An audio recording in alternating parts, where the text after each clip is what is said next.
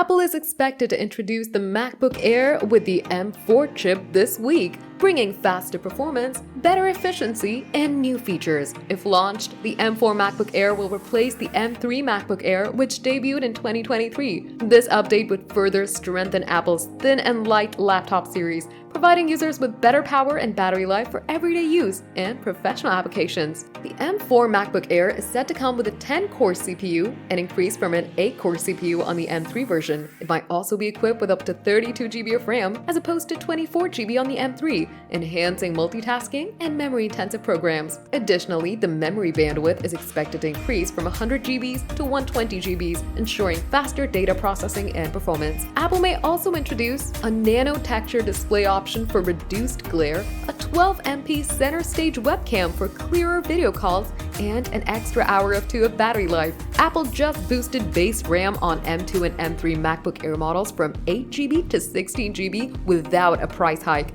indicating a change in its MacBook series. This indicates that the M2 MacBook Air might be kept on shelves while the M3 model might be discontinued. Furthermore, Amazon has already discounted the M3 MacBook Air by $50, indicating that retailers are clearing stock ahead of the M4 MacBook Air launch.